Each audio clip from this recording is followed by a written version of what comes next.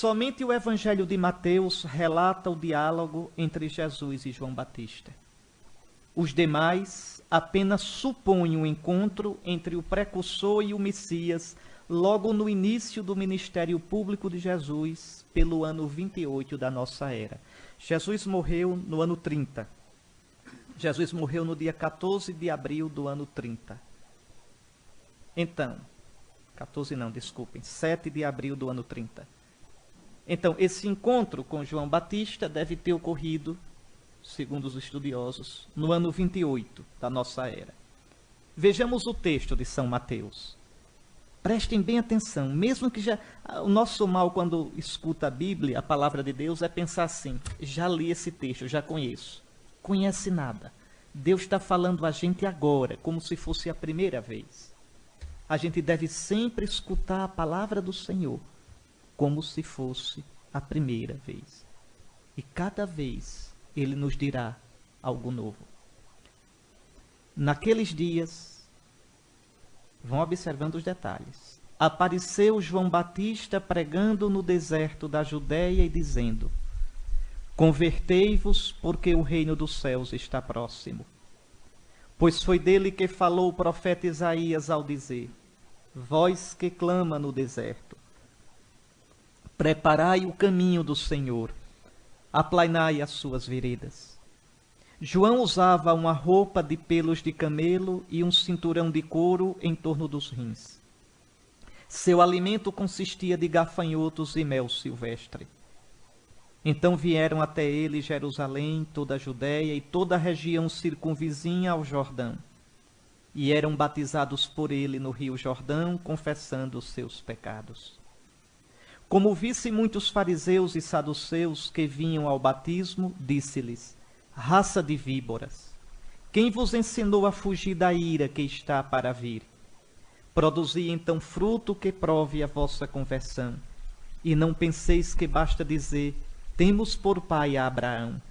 Pois eu vos digo que mesmo destas pedras Deus pode suscitar filhos a Abraão.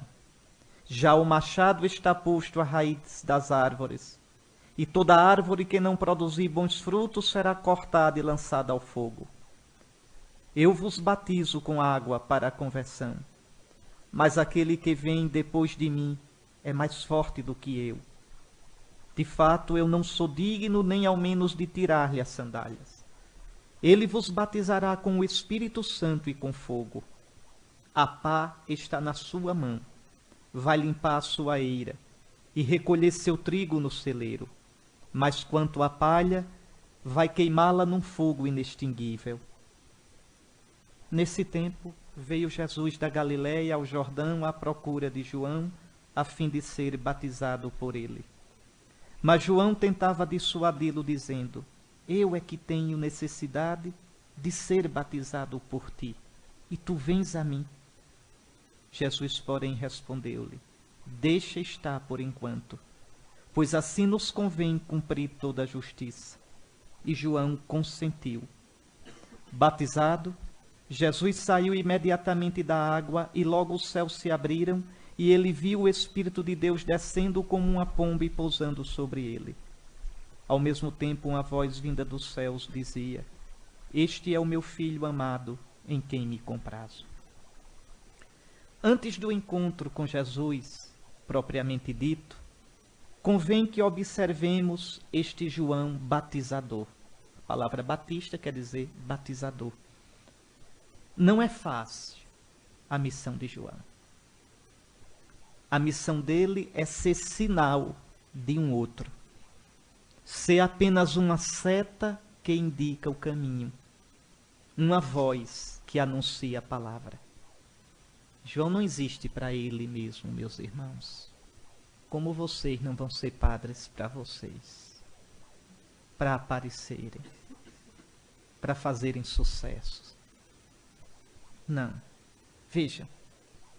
João é apenas a voz que anuncia a palavra. Nos evangelhos, João é tão importante e tão sem importância.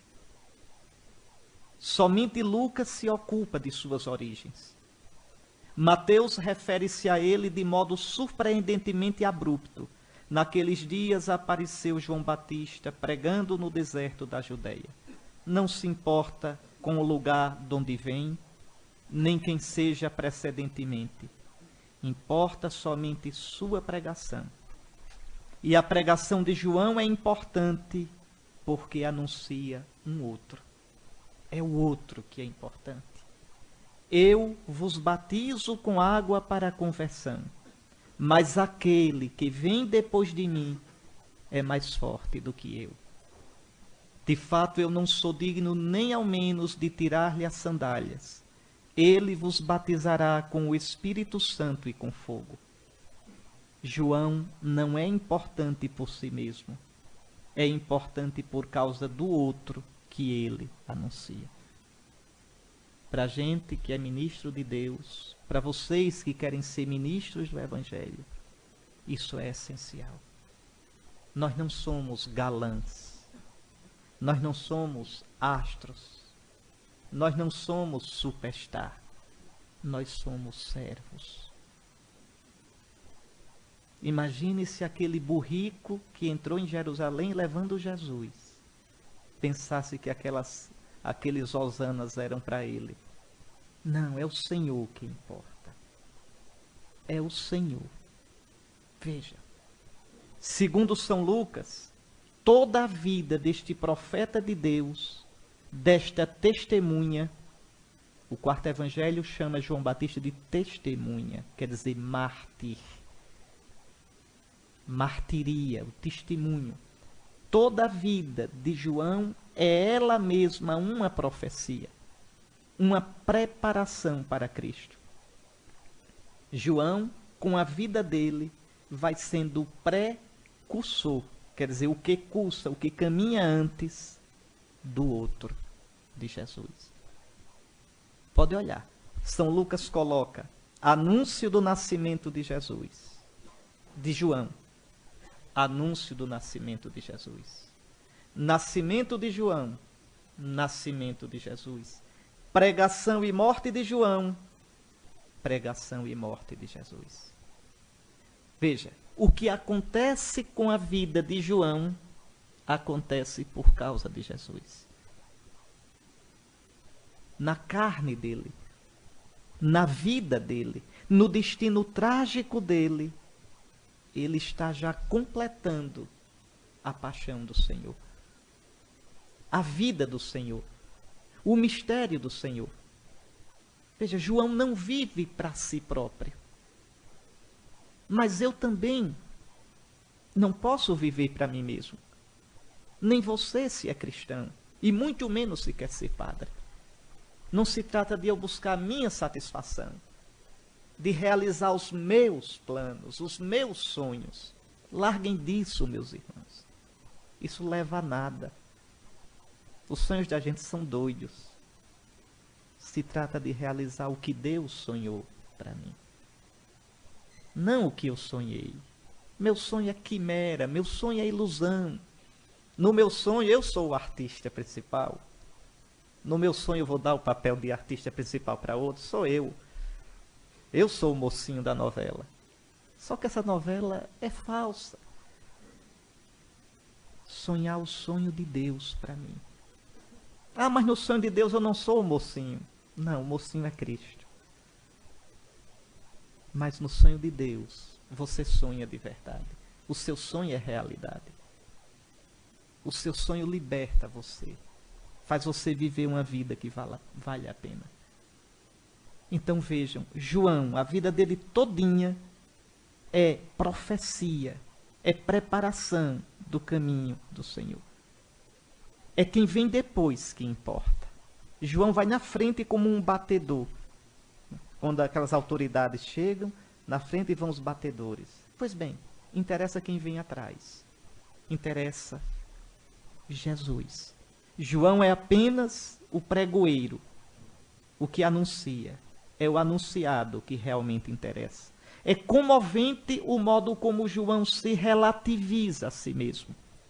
Olhe lá no quarto evangelho. Este foi o testemunho de João, quando os judeus enviaram de Jerusalém sacerdotes e levitas para o interrogarem. Quem és tu? Ele confessou e não negou. Confessou: eu não sou o Cristo. Perguntaram-lhe: quem és então? És tu Elias? Ele disse: não sou. És o profeta? Ele respondeu: não. Disseram-lhe então: quem és, para darmos uma resposta aos que nos enviaram? Que dizes de ti mesmo? Disse ele: eu sou a voz do que clama no deserto. Endireitai o caminho do Senhor, como disse o profeta Isaías. Eles tinham sido enviados pelos fariseus. Perguntaram-lhe ainda: e por que batizas, se não és o Cristo, nem Elias, nem o profeta? João lhes respondeu: eu batizo com água. No meio de vós está alguém que não conheceis, aquele que vem depois de mim, do qual não sou digno de desatar a correia da sandália. Veja, João declara-se a si mesmo como sendo a simples voz profetizada por Isaías. Afirma claramente que não é o Cristo, não é o profeta, não é o novo Moisés prometido por Deus em Deuteronômio 18. Quando perguntam: és tu o profeta? Não é um profeta, é o profeta. Que profeta? Os judeus esperavam um profeta que seria o novo Moisés. Porque no Deuteronômio está dito, olha: vou suscitar para eles um profeta como tu do meio dos seus irmãos. Colocarei as minhas palavras em sua boca, e ele lhes comunicará tudo o que eu lhes ordenar. Então os judeus esperavam esse novo Moisés. O novo Moisés é aquele que vai multiplicar os pães, como Moisés deu o maná no deserto. O novo Moisés não é João Batista, é Cristo. Então perguntam: és tu o profeta? E João diz: não. João não se preocupa consigo mesmo. Não quer atrair a atenção para si, mas para aquele que vem. É tão bonito como diz o prólogo do quarto evangelho. Houve um homem enviado por Deus. Seu nome era João. Este veio como testemunha, como mártir, para dar testemunho, martiria da luz, a fim de que todos crescem por meio dele. Ele não era a luz.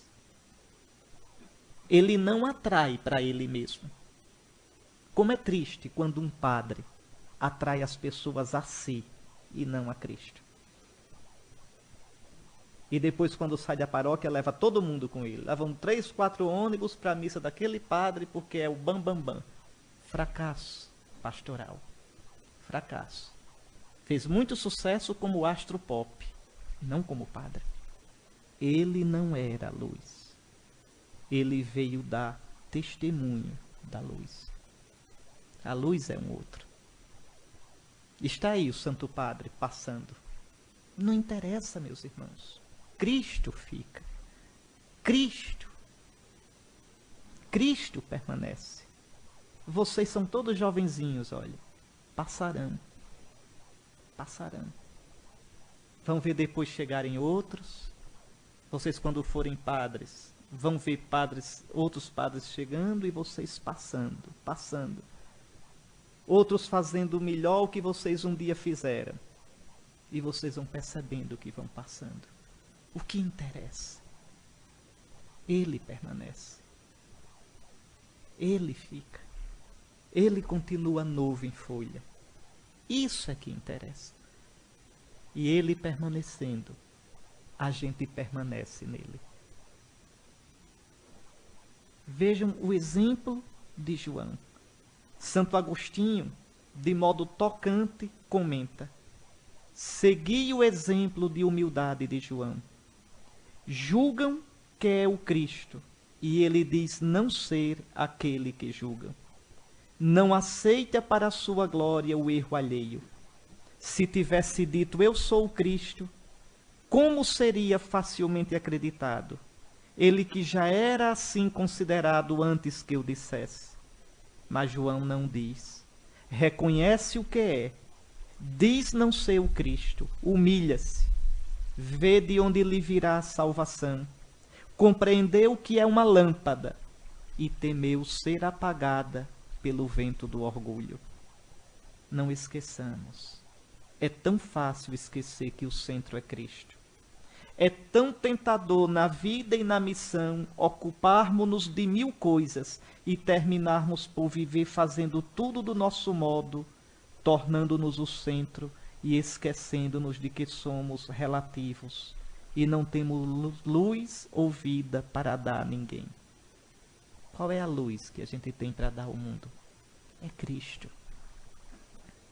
Qual é a vida que a gente tem para dar ao mundo, meus irmãos? É Cristo. A sua palavra, os seus sacramentos, a sua presença. E depois a gente sair de fininho. Como é bonito isso, quando o padre leva uma pessoa a encontrar o Cristo. E depois que Cristo e a pessoa se encontram, o padre se retira de fininho.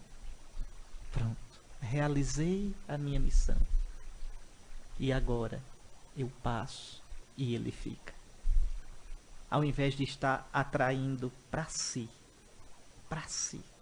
fazendo o seu fã-clube, com aquele apego, aquela necessidade de compensação. Não, meus irmãos, não. Eu falo padre, porque é o destino de vocês. Mas a mesma coisa vale para um coordenador de grupo, para alguém que desenvolve uma tarefa na paróquia. Como é fácil a gente esquecer que o centro é nosso Senhor. Que é por causa dele que a gente presta aquele serviço. Que é por causa dele que a gente abraçou aquela vida. Pois bem, é tão fácil hoje colocarmos-nos a nós mesmos e nossas ideias, esquecendo sorrateiramente que o centro, a luz, a salvação são unicamente o Senhor. Para ajudar a vocês, eu vou colocando algumas perguntas para vocês meditarem. Pelo amor de Deus, não precisa pegar essas perguntas todinhas não, viu? Aliás, não precisa pegar nenhuma. Só peguem se sentirem vontade. Se Nosso Senhor já colocar outras coisas, melhor ainda. Aqui é para ajudar. Então, João não é chamado para si próprio, para satisfazer sua própria vontade e seus interesses. É chamado para preparar o caminho de um outro, do Senhor. Quem é chamado ao sacerdócio deve ir aprendendo a não viver para si.